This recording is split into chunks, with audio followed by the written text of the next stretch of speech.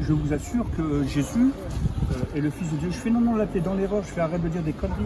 Là tu commences à me fatiguer, je fais Dieu n'a pas engendré, Dieu ne peut pas engendrer, c'est un péché. Et si tu crois en ça, tu vas en enfer. Reviens à l'islam, tu t'es égaré. Et tu sais ce qu'il me dit? Le gars il me dit bon, on va pas discuter, là-dessus. Il m'a fait si t'as un problème, Dieu t'aime. Mais moi tu sais, c'est des banalités, ça veut rien dire. Tu vas voir quelqu'un, tu vas lui dire aujourd'hui, Dieu t'aime, Jésus t'aime. Ça veut rien dire. Je sors de prison, j'ai pas de thunes, je suis à la rue, j'ai pas de parents. Ça veut rien dire, Jésus t'aime. Pour moi, je suis comme saint Thomas, il faut que je vois les choses. Donc ça rentre pas dans mon cœur, je suis fermé. Puis à un moment donné, la seule citation de la Bible que je connais, c'est « Mais si quelqu'un te frappe sur la joue droite, dans la joue. » Je lui dis devant tout le monde. Je fais, c'est vrai que dans la Bible, il a dit que ton Jésus là, il dit que si on te frappe sur la joue droite, tu dois tendre l'autre joue. Est-ce que c'est marqué ça? Il me dit oui. Alors je fais, tu sais quoi? T'es chrétien? Il me dit oui. Ben je vais faire un test. Je lui dis, je vais faire un test. Tu baies là-bas, c'est une... Je retire ses lunettes. Ah ouais, vraiment, j'étais vraiment un... Ah, je te promets, hein, j'étais vraiment un violent. Hein. Je retire les lunettes et j'allais lui mettre une baffe magistrale. Et au moment où je retirais ses lunettes, moi je suis un gars de la rue. Quand je te dis la rue, moi c'est quoi? C'est à Paris, c'est les putes, c'est la rue, tu deviens vicieux. À 20 ans, j'étais déjà vicieux, j'avais tout vécu. Les comment? J'avais vécu les comment? J'avais tout vécu. Donc moi, quand il me dit, comment on appelle ça, quand il me dit que Dieu m'aime, ça me fait rigoler. Mais tu sais ce qui m'a fait réfléchir, ce qui m'a fait, en tout cas, ce qui m'a arrêté la violence, c'est au moment où je retire les lunettes, je vois dans son regard, lui il a 18 ans, moi j'en ai 20, je vois une pureté que moi j'ai pas. Et ça me déstabilise. Je suis un voyou, hein, pourtant. Je suis un voyou. Mais quelque chose, il reflète quelque chose que j'ai pas, une pureté. Et au moment où il me regarde, ça m'a apaisé. Je sais pas ce qui s'est passé. C'est un phénomène surnaturel que moi je peux pas, même pas encore aujourd'hui définir. Je remets ses lunettes, je fais t'as de la chance. Je fais t'as de la chance. C'est quoi? Toi et ton Jésus, tu dégages. Je fais j'ai pas le temps à perdre. Et il me dit je peux te dire quelque chose. Il me dit juste avant de partir, j'aimerais te dire que Dieu t'aime et que si tu as un problème, demande à Jésus-Christ. Je fais allez, c'est bon. Et je me barre. Je me barre, je marche dans les rues de Paris.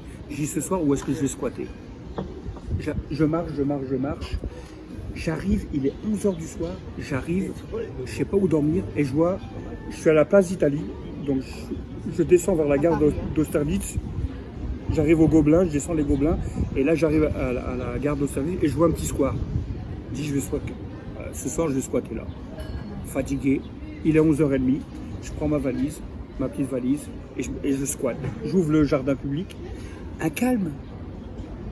Paris, pourtant, à Paris. Mais là, dans ce jardin, mais un calme. J'arrive là, je pose ma valise. Et d'un seul coup, tu sais quoi? Un cafard. Mais une angoisse. Jamais ça m'arrive. Mais une angoisse, une oppression qui me prend le ventre. Et je me sens à ce moment-là, non seulement angoissé, mais je me sens perdu. Pourquoi perdu? Avant, j'étais un débrouillard. Je veux dire, quand tu as la rue, tu as toujours des... Mais là, je savais, c'était plus dans ma tête, je savais que j'étais perdu. Et je me suis mis à pleurer. Et je me suis dit, mais qu'est-ce que je vais devenir? J'avais plus confiance en moi, plus confiance en les hommes, plus confiance. Et je me suis dit... Ah ouais, et je me suis mis à pleurer comme un gamin. Et je me suis mis à chialer comme un gosse. Il fallait que ça sorte. Et là, à 20 ans, je me suis mis à genoux et j'ai commencé à pleurer. Au moment où je me mets à pleurer, je ferme les yeux et je me vois 6 ou 7 heures avant avec le jeune qui me dit, si tu as un problème, demande à Dieu. Et là, dans un sursaut de souffrance, je crie, je dis, j'ai entendu quelqu'un qui m'a dit que tu m'aimais. Si tu m'aimes, montre-moi-le. Je suis perdu. Au moment où je dis ça, où je fais cette prière, j'entends une voix audible. Attends, on est en 79 quoi. j'ai pas fumé, je suis pas Jeanne d'Arc. J'entends une voix audible qui me dit « Saïd », qui m'appelle pas mon prénom, « Saïd, j'ai entendu ta prière et je vais t'exaucer ». Ça dépasse ces science-fiction-là. Ça dépasse le raisonnement. Ça, tu ne le vis pas. Je veux dire, soit t'es fou, t'es schizophrène, t'es un malade mental ou t'es un fou, furieux. Mais là, je suis lucide, j'entends une voix. Et quand j'entends cette voix, Dieu, une voix qui me dit « Saïd, je t'aime et je vais te relever », j'ai entendu ta prière, je me retourne, je pensais qu'il y avait quelqu'un qui me faisait une blague. Et je suis apaisé, je reformule ma prière, je dis, si vraiment j'ai entendu, est-ce que je ne pourrais pas entendre une deuxième fois cette voix? Et la même voix, tranquille, là dans ce jardin, qui me dit, pourquoi tu doutes? Tu m'as demandé, je te réponds, j'existe et je te relèverai, Saïd. Incrédule, même si tu vois un miracle, on est tellement incrédule que je reformule ma prière. J'ai entendu 2 fois la voix, j'aimerais encore te demander quelque chose. Si vraiment, comme tu prétends que tu m'aimes, que tu lis, fais quelque chose mais que là, ça soit visible. Mais tu sais quoi? Et il y a quelque chose, au moment où je dis ça, là, je suis tout seul dans ce jardin, il y a quelque chose qui me tombe du ciel, quelque chose de surnaturel qui me visite, de la tête jusqu'aux pieds, comme des frissons, mais comme un courant électrique qui me visite. C'est tellement fort que je tombe par terre. Et là, d'un seul coup, le doute que j'ai dans ma tête s'en va. Et là, ça descend un peu plus loin, ça descend dans mon cœur, et je sais que Dieu existe. Ça ne s'explique pas. Alors pour ceux qui voudraient que j'explique, ça ne s'explique pas, c'est surnaturel. Mais je sais que Dieu existe. Mais je dis, mais alors, si Dieu existe, c'est différent. J'ai toujours rien, je suis à la rue, hein, pas de parents, je suis toujours à la rue. Mais j'ai une paix. Ouais. J'ai une paix. La paix qui surpasse toute intelligence. Une paix qui surpasse toute intelligence humaine. J'ai une paix, je n'arrive même pas à définir. Moi-même, je me pose des questions. Je dis, mais comment se fait-il? Qu'est-ce qui se passe? Je me sentais, la première fois dans ma vie, je me sentais bien. Et puis, je pose la bonne question à Dieu. Tu as 20 ans. J'ai 20 ans, hein. À 20 ans. 79, j'ai 20 ans. Et là, je me pose la bonne question. Je fais, bon, Dieu, je dis, c'est pas possible. Même après cet événement exceptionnel, après cet événement surnaturel, c'est tellement fort que j'arrive pas à y croire. Je dis, mais tu existes, mais c'est pas possible. Je dis, mais t'es quel Dieu? T'es le Dieu des chrétiens, t'es le Dieu des musulmans, t'es le Dieu des témoins de Jéhovah, t'es quel Dieu? T'es le Dieu de qui? Et Dieu me répond pas. Dieu me répond pas à ce moment-là. Et Dieu me répond pas. Et c'est ce que je fais.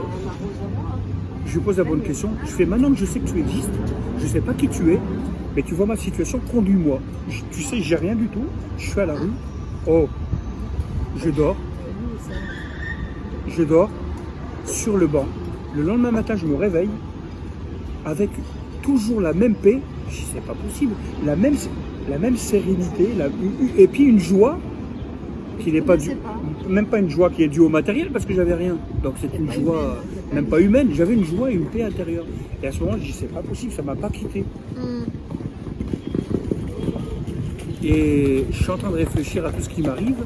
Et je me suis dit, comme j'avais pas d'argent, je me suis dit, bon, il y avait une petite fontaine. Je me suis dit, je vais me laver là, à la fontaine.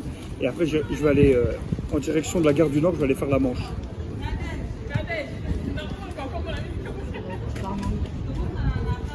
Et donc je prends direction Gare du Nord. Et à Gare du Nord, je prends le métro. Comme tous les Parisiens, je prends le métro pour aller faire la Manche. Et il y a un farfelu qui me bouscule. Mais à Paris, c'est tout à fait normal. T'as tellement de fous qu'il y a un farfelu qui me bouscule. Et tout en me bousculant, tu sais ce qu'il fait? Il me donne un papier, il me dit, oh, j'en ai pas besoin. C'est machinalement, je prends le papier, il me le donne dans la main, je le mets dans ma poche, je me dis encore un malheureux, encore un fou furieux. Et je mets la main dans ma poche, et au moment où je prends ma direction Gare du Nord, j'entends la voix de Dieu, je sais que c'est Dieu qui me parle, mais pas audible. Là, ce coup-ci, c'est intérieur, qui me dit, prends ce papier, regarde, et va à l'adresse indiquée. Je prends le papier, 12 rue du Chemin Vert, métro Bastille, 11e. Tous les jours ça. Alors, je veux bien qu'il y a du hasard, mais tu sais quoi, la voix de Dieu, la puissance, le lendemain, tout de suite le lendemain, je fais demi-tour, je dis je vais aller jusqu'au bout. C'est la première fois de ma vie que je vis un miracle surnaturel. Je vais, je frappe, je suis maigre, agressive, Je frappe, j'attends, et il y a un gars qui m'ouvre. Et là, aux surprises, là, je vois un arabe, mais vraiment l'arabe, quoi. Moustache, frisé et tout. Hein. Et j'ai 20 ans, lui, il en a 50. Et je dis, bonjour, je fais t'es qui langage de jeu, je fais t'es qui Il me dit, moi, monsieur. Il me dit, jeune homme. Non, il me dit, jeune homme, moi, je suis Pierre Mokhtar. Pierre Mokhtar. Il me dit, je suis pasteur. Je comprends pas. Je dis, vous faites erreur. Ouais. Je fais, Pierre Mokhtar, vous êtes arabe? Il me dit, je suis d'Algérie. Je fais, que vous êtes de mon pays? Il me dit, oui. Et je comprends pas, pasteur.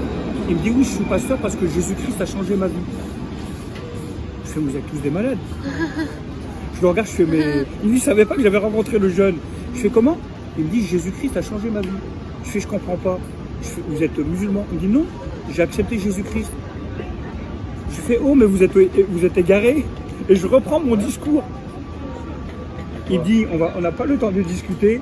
Il me dit, écoute, on va pas discuter Coran. Il me dit, comment tu t'appelles? Je m'appelle Saïd. Il me dit, Saïd.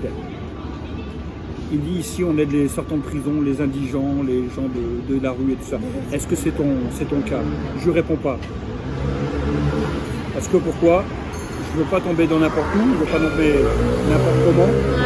Je le regarde et il me dit, est-ce que tu as faim? Alors là, j'avais faim. Alors j'ai dit oui, il me dit, ben, viens manger à ma table. On mange.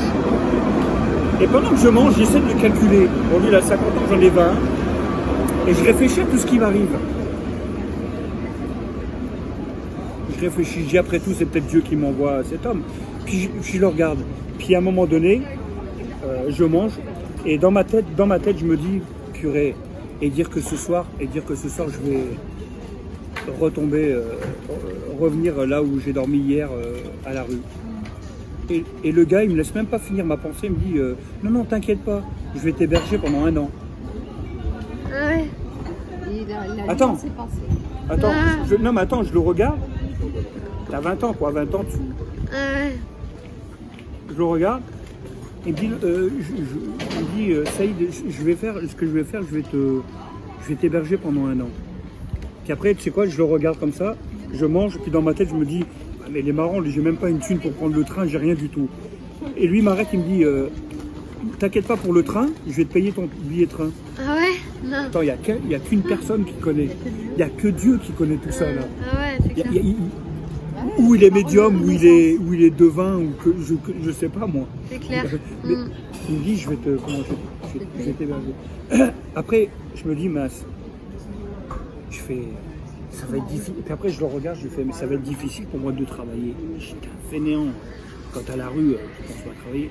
Il me dit, tu sais ce que je vais faire aussi? Dès qu'on va rentrer, on va faire tous tes papiers et je vais te trouver un travail. Je vais te trouver un travail.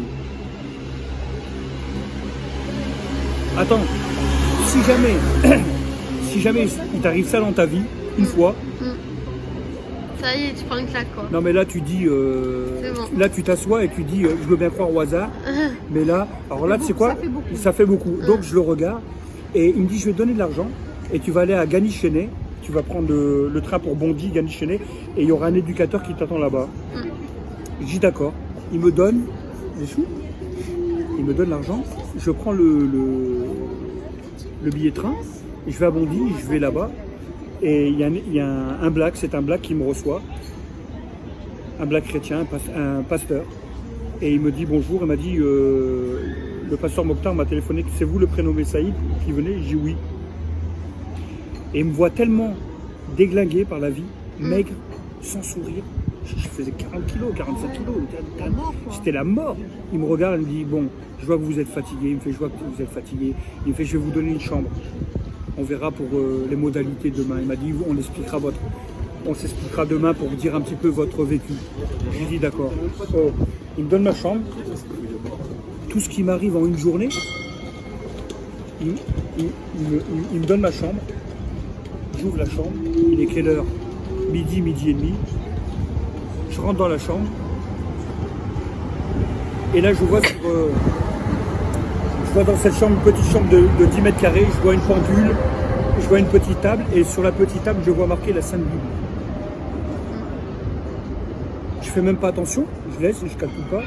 Et d'un seul coup, je me pose, je réfléchis à tout ça et j'entends une voix, la même voix, mais intérieure, qui me dit prends la Bible et lis l'évangile de Matthieu. Ma culture, elle est tellement limitée, je ne sais même pas si Matthieu existe. Moi, l'apôtre Matthieu, l'évangile de Matthieu, je ne connais même pas. Jamais. C'est quoi? Alors pour vérifier si cette voix, c'est vraiment. Je prends la Bible et je lis l'évangile de Matthieu. Et je suis là. Et je lis, et je lis, et je lis. Au moment où je prends l'évangile, et au moment où je lis l'évangile, je prends la Bible, l'évangile de Matthieu, c'est comme s'il y avait un voile. C'est comme. Je sens un voile partir. Et là, une compréhension. Pourquoi Jésus est venu? Qu'est-ce qu'il a fait?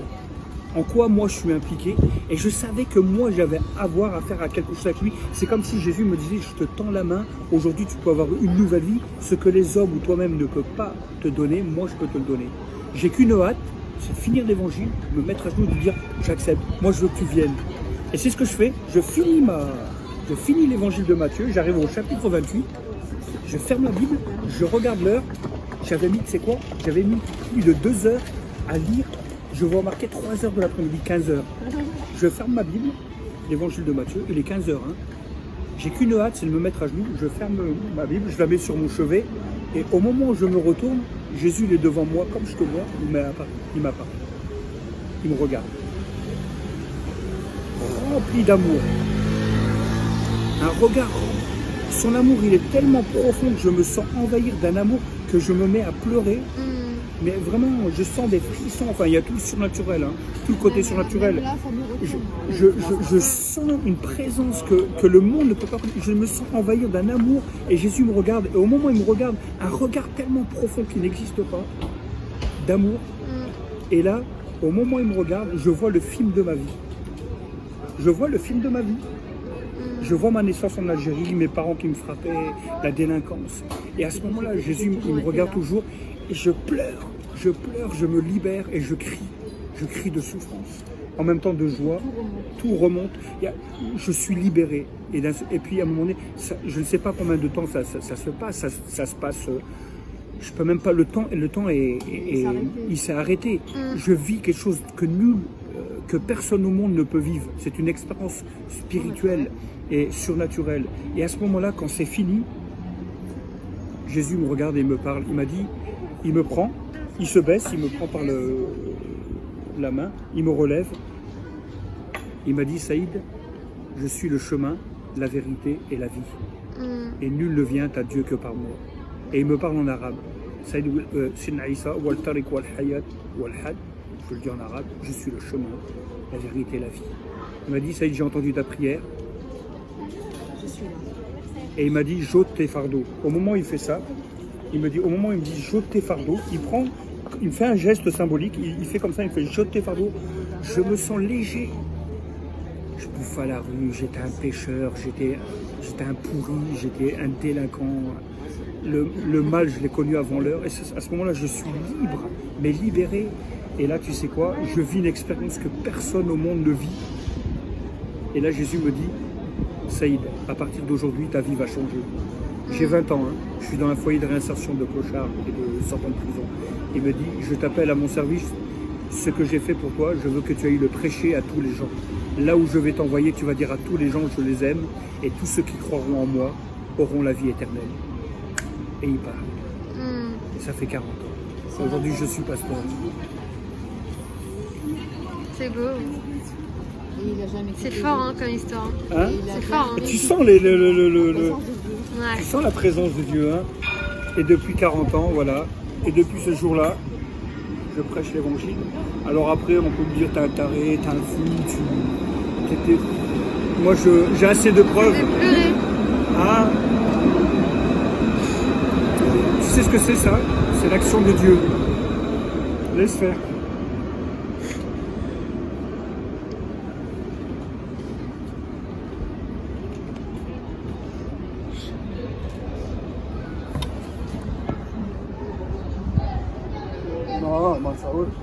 C'est fort. Est-ce que Dieu t'aime?